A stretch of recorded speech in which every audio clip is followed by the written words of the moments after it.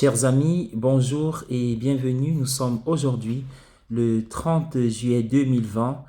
C'est le temps de notre méditation quotidienne. Installez-vous bien et invoquez dans vos cœurs l'Esprit Saint pour qu'il vous éclaire, pour qu'il nous éclaire dans cette perspective du royaume des cieux que Jésus essaie de nous décrire depuis quelques jours. C'est le temps du repère spirituel pour la journée. Nous sommes en Matthieu 13 et la lecture de l'évangile de ce matin est une explication de la parabole du blé et des mauvaises herbes. L'explication est centrée sur la séparation finale qui aura lieu entre le bien et le mal. Ce sera à la fin des temps.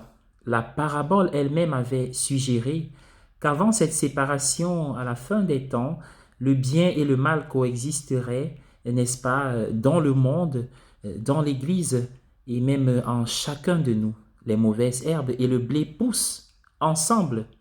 Il y aura une séparation finale, mais cette séparation, notons-le, bien-aimés dans le Seigneur, sera faite par Dieu. Ce n'est pas à nous de faire cette séparation. Ici et maintenant, nous avons hâte, nous espérons très vite.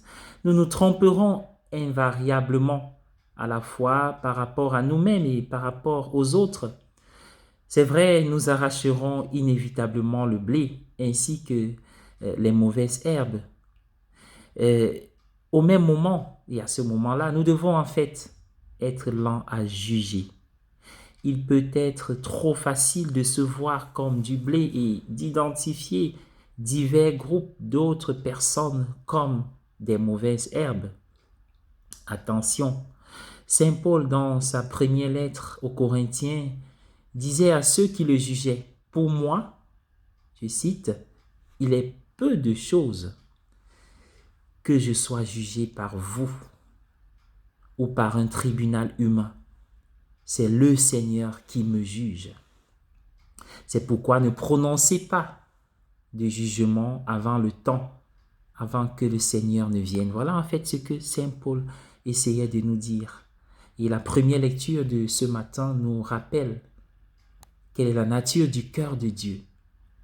Le Seigneur qui jugera est un Dieu de tendresse et de compassion, lent à la colère, riche en bonté et en fidélité. Ne nous précipitons pas. Cette mission, cette tâche revient à celui dont nous disons dans le credo, il reviendra juger les vivants et les morts. Je vous invite à prier avec moi. Seigneur, ta parole nous révèle que le temps du jugement viendra et que c'est toi le seul et unique juge. Ta parole manifeste ainsi dans ce jugement ta victoire sur le mal, la victoire de ton amour que nous attendons. Et nous sommes invités à être lents au jugement comme tu l'es. Purifie nos cœurs, sanctifie nos vies, toi, le maître du temps et de l'histoire. Aide-nous à trouver chaque jour du temps pour dialoguer avec toi, pour entrer en communion avec toi, afin de trouver en ta présence la force nécessaire pour aimer et pardonner comme toi, pour nous soucier des souffrances des autres et leur apporter notre aide avec les moyens que tu nous donnes pour mener une vie de véritable chrétien et pouvoir au soir de notre vie nous entendre dire « Entre dans la joie de ton Maître, toi notre Père, nous t'avons prié par ton Fils Jésus-Christ, mort et ressuscité pour nous. Amen. »